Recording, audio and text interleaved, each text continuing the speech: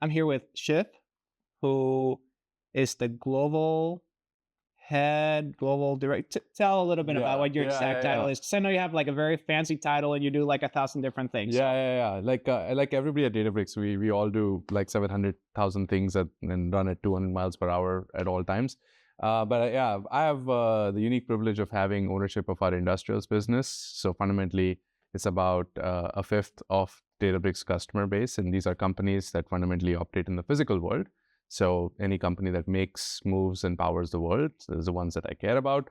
That's what I'm responsible for globally, and that includes the manufacturers, that includes the transportation companies, and more importantly nowadays with the energy companies, right? So how do you produce these amazing things in the physical world and really make our economy work? So that's really what I focus on, and my background is I'm not a career tech person by any sense of the imagination. My career in AI started not so much from deep research, but from application of how do you actually put this and make it useful for industry, for businesses. And I came from the aerospace industry, and my focus was really on how do you take vast amount of data that's coming off of aircraft and airspace and operations and bring it together and say, pilots can make a better decision on this while they're in flight. Maintenance professionals can make a better decision on how to avoid delays. And dispatchers can make better decisions on how they can recover back from adverse weather events. So that was really my background. That's what brought me into data and AI. And, it's just how do you make these things useful? Because it is a general purpose technology. which is very fun, because I was actually on the airplane today. Yeah. People joke about dashboards, you know, death by 1,000 dashboards and Right. whatnot, because usually a lot of dashboards tend not to be actionable and whatnot. Yeah. Aircrafts probably show one of the best uses of dashboards, right? Because they have all the infographics and all the stuff, Cool. but everything has a real purpose Right. to tell the pilot something is good, everything is good, something is wrong, what's good. Yeah, absolutely. All right. So for today, just gonna talk a lot about real stuff. Mm. Okay. So not so much of the salesy kind of stuff. We're Yeah. gonna talk about real industry things. Let's think what's working, what's not working. So let's get Love it. started. Yeah.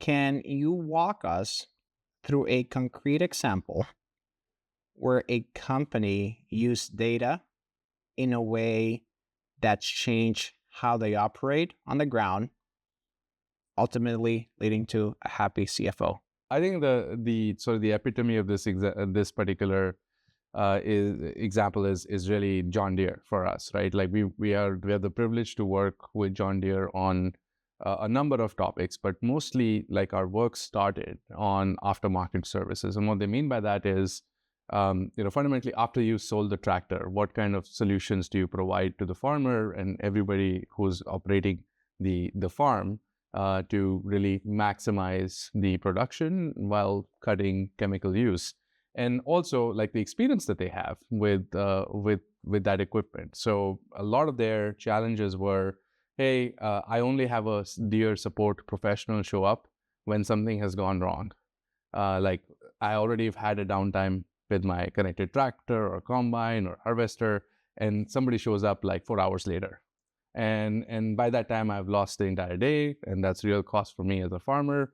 And this is where a lot of the independent repair shops. So keep in mind, independent repair shops that are closer to the customers were just able to get there faster, right? So if Deere starts not making a shift towards a more proactive service model, they would just start losing business. And aftermarket is where they truly make the money, right? Versus like product development and shipping the new product or the new product sale.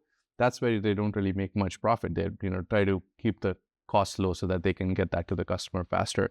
So this is where it's a perfect example of, I think, the best example in the industry of using predictive maintenance and really operationalizing it, right? So they have these machine health experts who have now been converted into data scientists who can actually predict certain failures ahead of time and do a risk-based dispatch, which means before something happens, they actually know what's going to happen, how many cycles it's likely going to materialize in, and they dispatch a support professional ahead of time. So it shows up within the hour so that they can take care of the issue before it becomes a downtime event. And that's extremely valuable to a farmer. Now, the question back is like, what does it mean to a CFO, which is an absolutely correct question because the customer got all the value in that situation. CFOs are like, yeah, I like that, but I need to get some more value on my side. So for them, it's really just making sure that parts and services, like having the right parts in the right places at the right times, having the right support professionals in the same way, is actually going to keep that services dollar inside of their ecosystem versus losing it to an independent repair shop. And that's where they've also built like the service parts forecasting engine, because there's 2,000 dealers that John Deere has to deal with. So each of them have their own stocking practices. Oh, I'm going to stock these many accessories. I'm going to stock these many sort of low frequency transmissions. And they're all kind of doing it their own way. But when the customer works with a John Deere dealer, they expect John Deere service, right? They expect consistency in how the brand performs. So they've built out this service parts recommendation engine to forecast which parts need to be in which places based on the health of the fleet, the age of the fleet, weather patterns, seasonality, because agriculture tends to be extremely seasonal. So those are the things that they've worked on. And now they've like taken things to a new level, which is, again, making CFO very happy, which is how do you respond to customer demand? So a lot of times you have a expensive repair and you're waiting on a quote from Deere or dealer, and sometimes that could take days. And again, you're waiting, and the repair is pretty much standard. You just have to check a policy, and so you're waiting for some human being to do something. Whereas you all know that it's already approved the moment it was created. So what they've done is they've used agentic in a smart way to say, hey, these are 7,000 kinds of repair jobs that we do, and they're pretty standard. So if matches these kind of conditions, if a customer asks for it, it matches our warranty policy, should be instantly approved. And they've been able to do that now using some of our agentic tools that we've just launched in the market. So many of those things are meant to increase the responsiveness to the customer, really build more solutions that are actually solving what they call production system problems, which is reorienting around the way the customers work, and really keeping those services dollars and solution dollars inside the company. And their goal is to really pivot the company from having this sort of episodic hardware sale to really this continuous sale or continuous sort of solution, which they're going to have 10% of their business is going to be purely on these digital solutions that they're offering by the end of the decade. So super exciting. And I think that's what makes not just happy product innovation people, but also happy CFOs. By the way, I like how you prefaced it with smart agentic. Yeah. Because I think sometimes within the industry, I think there's just a lot of use agentic for the sake of agentic. But in this case, it had a specific business purpose where, hey, this is the right solution, and it actually is leading to a happy CFO. So yeah, it's a good thing. One of the fun examples that I have as to where technology was actually used to deliver value. I worked at a company that basically, you know how people talk about dashboards, like, hey, dashboards are not actionable. Yeah. The reason why I think that happens is because the underlying data is not designed to provide actions, just really be displaying things that are clearly obvious, right? But what I basically had done is creating this supply chain optimization dashboard, if you will, that said, these are all the orders that are being manufactured at the right facility. These are the ones that are not. Yeah. Based on all of this, X amount of our orders are being manufactured in the wrong place. This is the recommendation for which facilities should be manufacturing and shipping out product. Yeah. In my particular case with this, it helped the company really, I think, save a lot of money by just understanding, like, hey, this is where we should be making things. And not only did it help optimize the production itself, it actually helped provide faster delivery for the customers, because we're shipping product from across the country when you had a plant that could do it near, right? So yeah, there's actually to kind of build on that, right? Like there's like interesting research that came out of like the International Center of Industrial Transformation, which was like there was a time for a blind focus on production efficiency inside of manufacturing, and I think people still stick to that because that's all they've read. But the reality, I think, is in the last, I would say, 10 years, smarter companies have realized that, hey, it's not so much just about production efficiency. You can run your plants at 100% perfect capacity utilization, but still screw up on on-time delivery. Yes. Right? Which is the thing that actually matters to the customer. You can also have extremely long lead times, which is why you are losing business to your competitors. And I think the smart companies have focused on what does the customer care about and then work your way back to efficiency, as opposed to like blindly focusing on manufacturing efficiency as the be all and end all, because there is a trade-off, right? You can be very efficient, but also screw your actual customer value outcome. So I think that's where the shift is happening. And I think like we have a customer tomorrow at the event that's going to be speaking in the industry forum that I'm chairing, which is Kohler. Kohler does these sort of bath fittings in hotels and your houses, and this is the exact problem that they're trying to solve is how do I minimize, like how do I give a lead time that I can stand by, right? So when a salesperson is closing a deal with a customer, like how do I make sure that the lead time that the salesperson is communicating is truly something I can meet and I can actually deliver to that. So that is those are the kind of, these companies are dealing with problems in physical world, which require modeling, optimization continuously, and which is, yes, dashboards have a place, but you also have to think about, how do you make these more decision centric? And I think that's where a lot of the focus is nowadays. What are the next generation use cases that are starting to show actual business traction in energy and manufacturing? Yeah, I think I'll start with energy because I think this is one of the I think defining issues of this decade, and it's interesting as a company that works in AI. The one of the biggest scaling barriers to AI is actually access to energy and production of energy and distribution of energy and getting it into the right places. So the biggest thing that I see in the energy industry right now is how do you really help balance the grid? So, the grid used to be a unidirectional sort of entity, which is you produce power, you transmit power, and it goes to your house or goes to an industrial facility where they do all the stuff. Now people are, generating their own power. So they are prosumers, right? Like they're actually generating their own power, selling it back to the grid. So it's now become a bidirectional situation. And while that sounds great because it helps de-risk the generation and transmission, it also introduces new risks because then you have to figure out, hey, when do I need energy and when do I not, and when is there a shortfall? So it's become the equivalent of what I would call Black Friday in the retail industry. There used to be one event, one shopping event in the year, right, which was massive, and now there's like multiple Black Fridays in the year. So there's like multiple peak loads, happening in terms of energy spikes. So you never know when a person's going to plug in their EV into their house wall charger, right? Like, so it's like, it's hard to predict those. Earlier, you could just say, hey, everybody came in from their work at 6:30 or 7 and just said, hey, this is where peak load is going to happen because everybody's going to turn on the heater or whatever.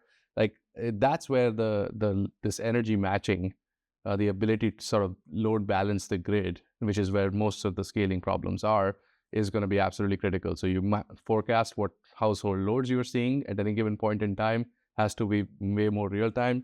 You understand the supply of energy, all the options you have, and being able to balance this in real time is going to be a critical use case in energy for many years to come. And I think the utilities are rightly squarely in the center of that. I think the same thing extends to tons of supply chain sort of problems in manufacturing.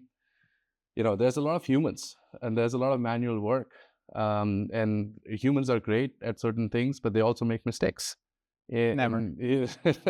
Like humans are perfect until they, but there's some limitations, right? Like you're running a global business, and if today you're doing business and you're restricted by a business day, like when a person is in seat operating, right? Like that's always going to be challenging because you're running a global business across time zones. Your demand is going to get created, and that demand cannot sit in your inbox, right? That demand has to end up in your planning system. You have to make a commit to a customer as fast as you can. Otherwise, that thing is not going to get delivered or it's not going to be sold, right? So either of those are bad problems. So I think ton of this sort of, I like what Ali says, AGI is already here for the boring work.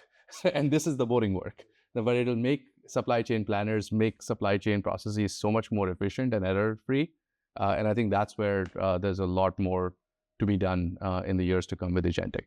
I don't know how next gen my example is, but I think that a lot of companies could still benefit from taking, especially D2C customers, the D2C companies, right? Yeah, They so could direct really, to consumer. yeah, direct to consumers. I think they could really, I think we've all seen like 1,000 demos of taking reviews and getting sentiment analysis and Yeah, whatnot. I'd love to see more companies, as basic as this may be, create pipelines and use those LLMs to actually give insights as to these are the features that customers are liking, this is what they're not liking, taking that feedback to potentially ideate new product lines and address challenges that current customers have. Because I feel like that is such a easy way to understand what's working and what's not for the customer, especially when your supply chain, such a, it's lengthy. So yeah, I think you're exactly right. The product cycles are coming down. Like like even if you look at the automotive industry, right? Like the traditional OEMs used to have like a 3 to 4 year product cycle, right, to develop, and then they will launch models every 2 years. The threat from China is they produce things in like the product cycle is 1 to 2 years, and then they can iterate so much faster on the software side of things. So I think every hardware product that you can think of today has become a software product, and the cycles at which they improve are really converging, right? So having this ability to understand the perception of the customer, not just the telemetry of your product and what it says, but the perception of your customer, combining those two things in one platform is the smart thing to do. And I think that's where my sort of moonshot in this is that one day you would just have an AI recommended design change. Which in engineering terms, like if a bunch of like engineers in the real world, they will be like, what the hell are you talking about? Like, you can tell me, like, I'm the guy who's supposed to design these products. And like, but reality is, you there's so much information and human minds just to kind of sift through all of that, right? There's a limitation there. So I think if we did this right, you would have so much more productivity for like engineers. And I don't mean software engineers. I mean like the real engineers, right? Like, and with all due respect, I'm a data engineer, and I don't take that in any offense at all. I mean like different disciplines, yes, right? Exactly. Like the electrical and product, like the hardware disciplines. So those are the guys, at the end of the day, the designers of products are going to have so much more information in their hands to make better decisions on what improvements should happen, and that's something that I think is very much something I'm looking forward to. We talk about predictive and prescriptive AI, but most industries are still, I think, very reactive in nature. What's one use case where a company made the leap to true autonomous decisioning, and what were the ripple effects in that organization? Yeah, so to an extent, so when you say autonomous decision making, like I think in physical world, it's hard to do completely autonomous, and the reason for that is that the stakes are a lot higher for mistakes. And while I say that, like I could have said that 10 years ago too, by the way, when during sort of this machine learning craze, which was, at the end of the day, like the machine learning craze was all about like, not craze, but like there's a lot of useful things that came out of machine learning, but the focus of machine learning was like single task focus. Either I'm going to classify something, am I going to forecast something? So those are extremely valuable things to do, because you have like big data stream and you're able to say, okay, this thing means this means that, cluster, whatever, right? So those are really, really cool, valuable things. But I think where we're going with agentic is you have this multi-step reasoning-based sort of decision-making, which I think is getting more and more advanced. So the example with the quoting scenario that I talked about for John Deere, it's an example of not like you want a human in the loop right at the end. You don't want a human in the loop every step of that process as that decision is made. So in some sense, it is like the autopilot in an aircraft. which is 90% of the flight is autonomous. Only the takeoff and the landing and the climb and descents are sort of handled by the pilot, because during cruise, you don't really need to do anything, right? Like you're just sitting in the and making sure you're dealing with adverse sort of exceptions and weather events. But it's the same thing. As a society, we accepted that autopilot is okay. You and I get on planes all the time, and we said, yeah, that's fine. Like for the pilot to be hands off during cruise, and that's okay. And I think that's what's going to happen with most business processes is managed by exception, and where there are edge cases, I think you would want to keep developing, and that requires a data-driven loop, right? The model is never going to be as smart to understand your edge cases by itself. So you have to go train it on your data, train it on your process, train it on the nuances of your business, which is where I think the opportunity is for most of these companies, because their data is sitting behind, it's not actually on the internet, right, where all these reasoning models are being trained. So I think that's going to be the exciting part. And I think to specifically answer the example question, I think what I'm starting to see is a lot more, how do you actually document processing is probably the most common pattern today that I see, which is the underlying piece. We have a customer called Hypertherm, very similar to Deere. They produce industrial machines, and they had all these sales orders coming in through many different channels. They're talking to people in contact centers. They're emailing people demand and requests for quotations. So what they're able to do is process all of these things without a human in the loop. And only a human in the loop is required when there's a big edge case or exception. Let's say a line level item on an order didn't show up the right way, or was in a different language and you couldn't translate that. Those are the kind of things. But for the majority of orders, they have been able to process them effectively autonomously.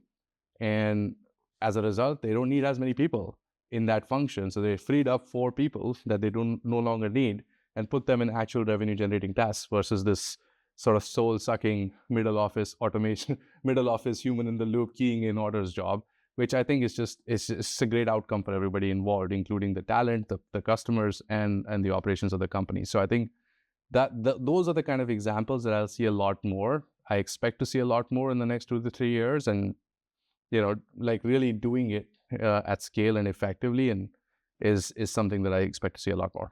Yeah, no, I think that's a great answer, because I think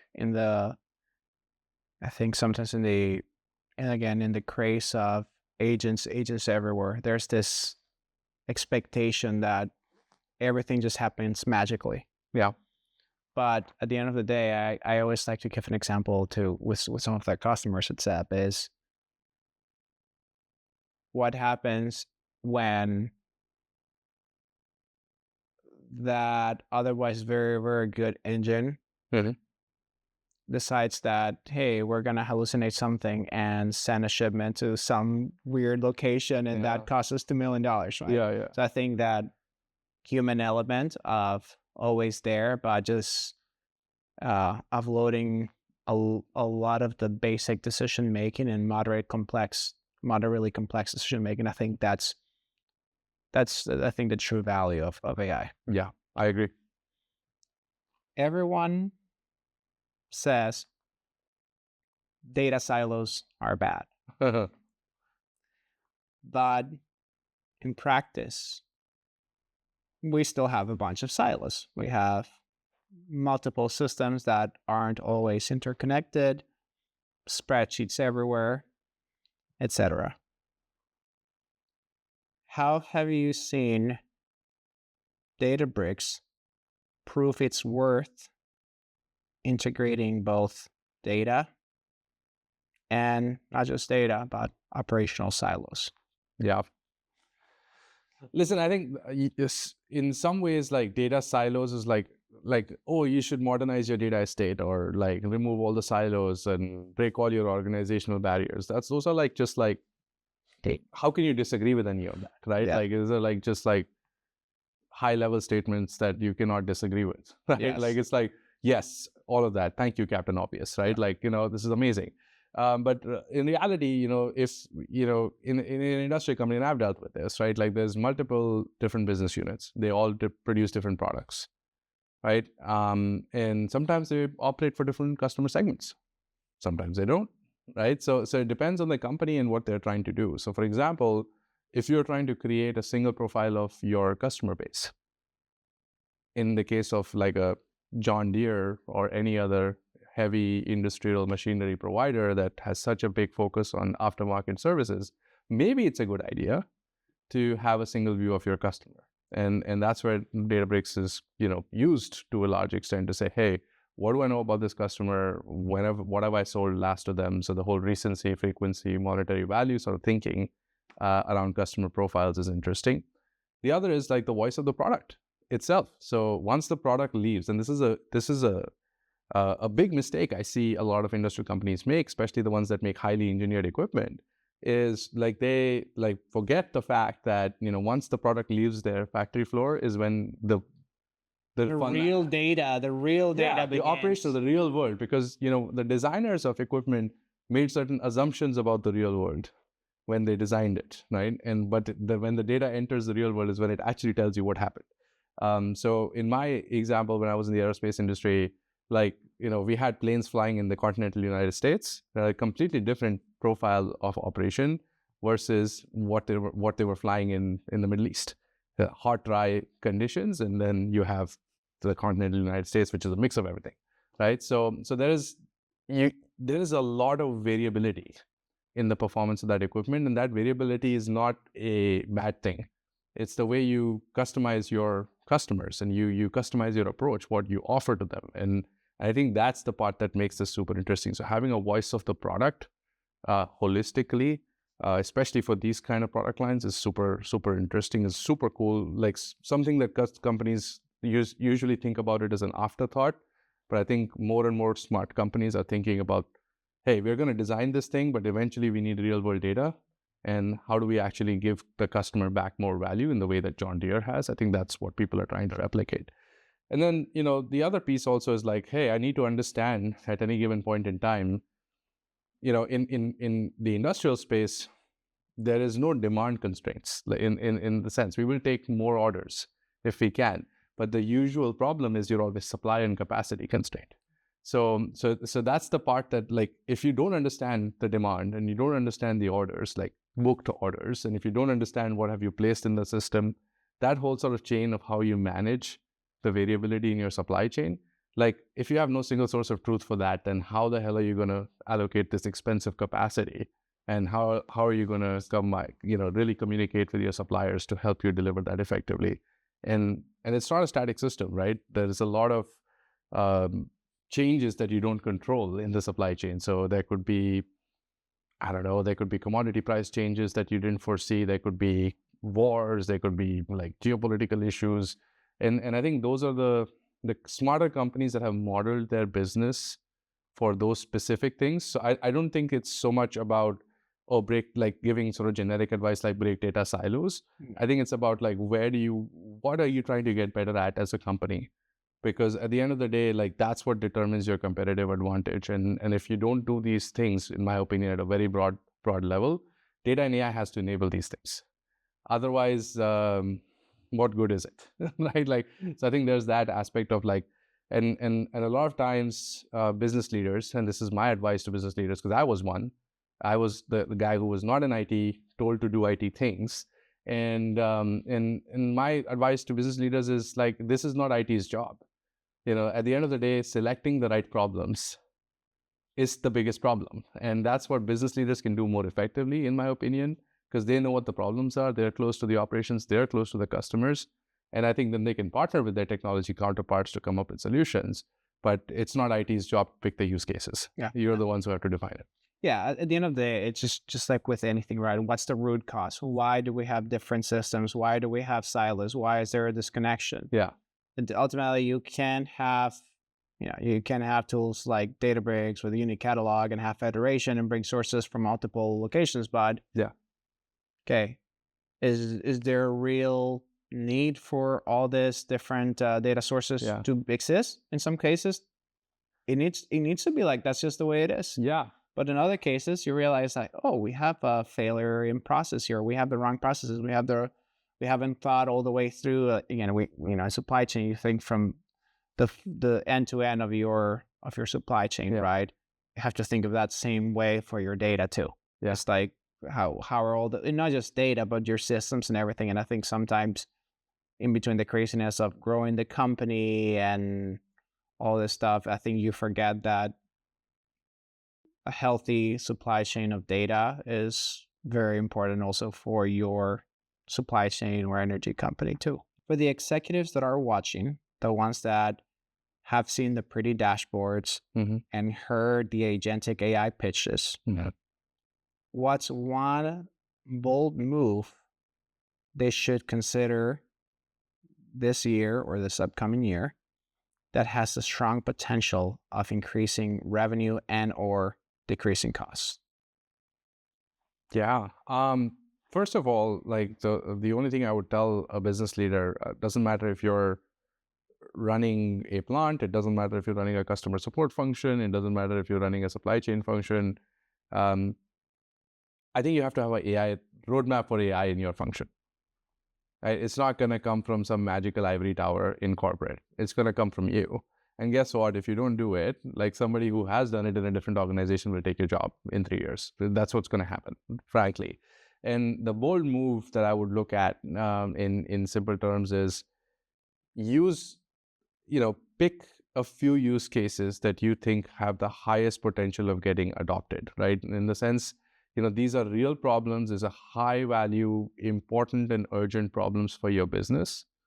And there is ability, and you have reasonable confidence that a mix of, and don't over index on agents, because I'm very, like, it almost is like a natural reflux for me, because, like, yes, agents are good at certain things, but the combination of analytics and machine learning and agents is the thing that you should be looking at, It because is our one more tool. That's what I tell people. yeah, it's one more tool to a very impressive toolkit that you already have. And it's not a silver bullet, this toolkit, right? So you have to figure out, like, what are those problems that are truly important. So if you're in supply chain, I would be looking at planners. Like, I would look hard at demand, supply, and capacity planners today.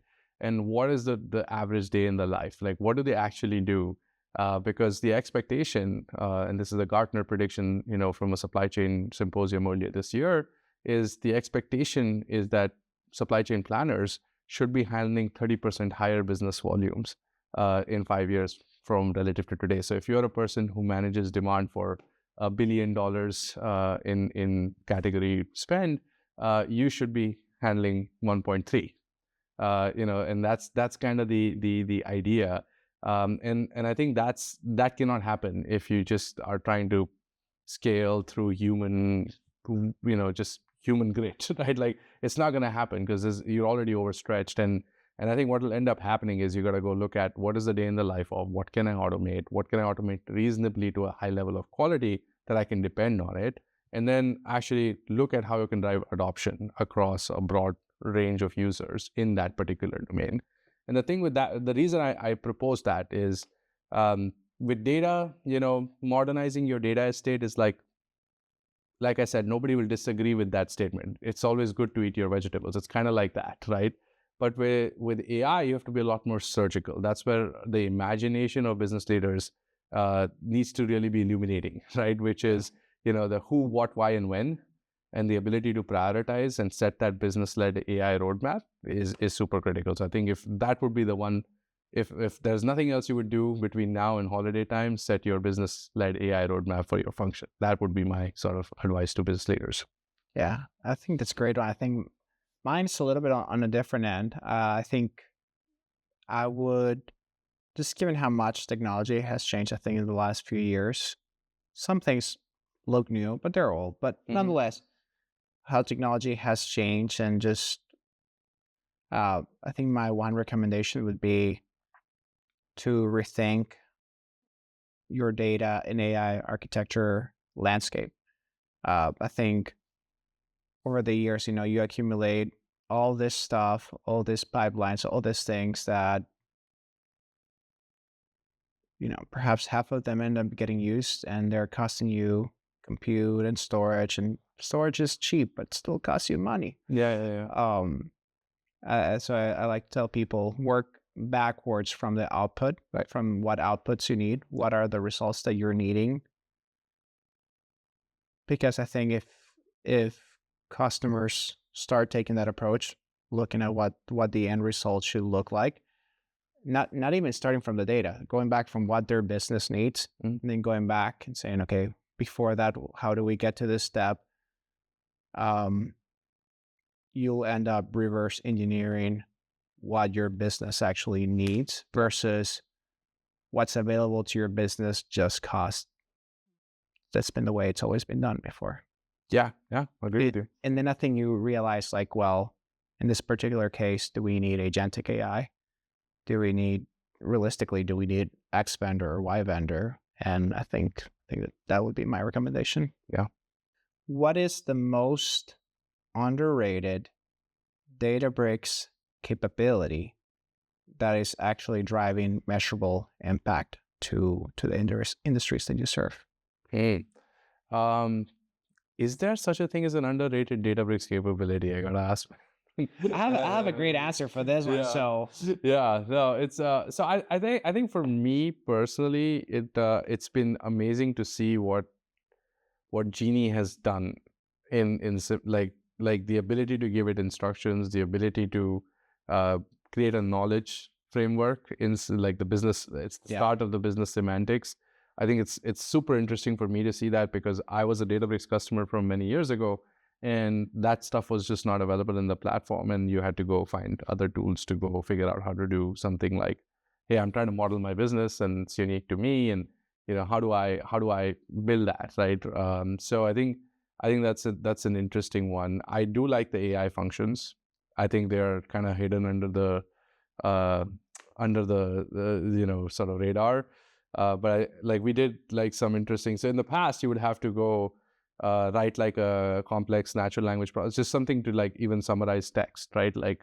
So one of the use cases we see a lot in addition to document processing is like a lot of technicians, document their service order work in just just key it in, and there's a lot of variability between different technicians on how they document certain things.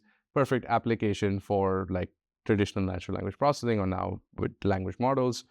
And you would have to write this pipeline to extract who, what, why, and when certain things happen to build sort of a knowledge base of recurring failures and what people can learn from it.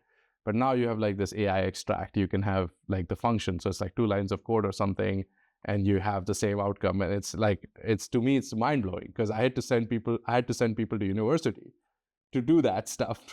And now it's done in like for me. And same thing for the AI based OCR stuff that we just did with parsing documents. So it's like, oh my God, like this stuff has become so much easier. Like, that's an underrated capability in my opinion. it sounds so simple, but I've heard so many people talking about that, about like with the document scanning and whatnot. Like Yeah.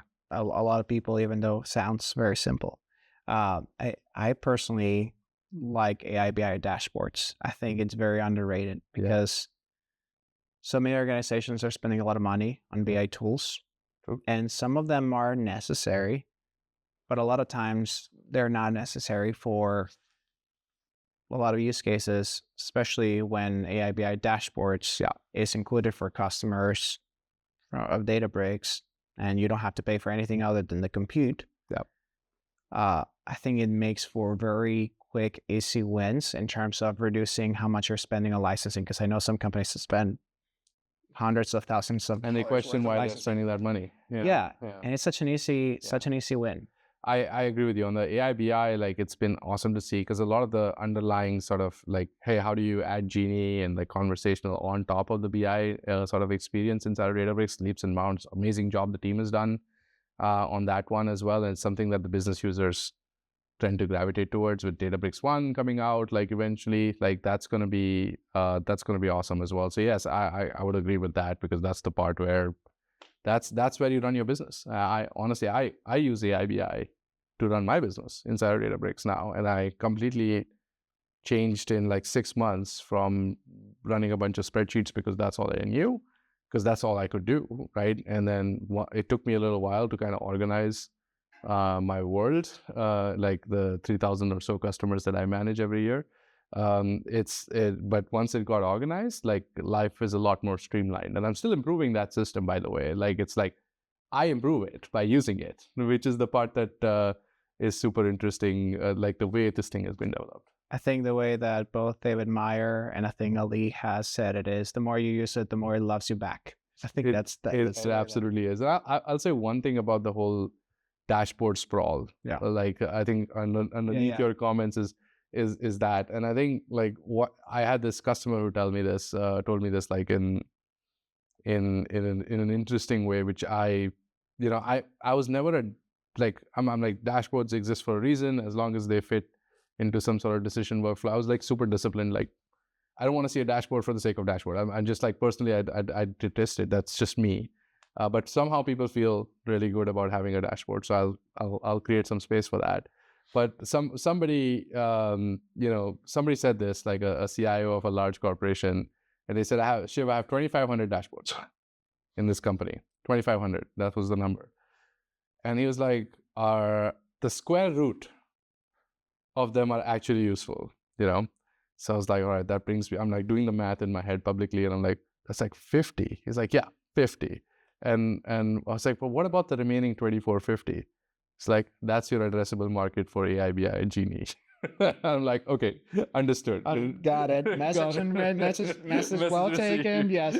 But that's the way to think about it. Last question. Junta and I recently chatted about the wins and Ls for financial services when pursuing agentic AI.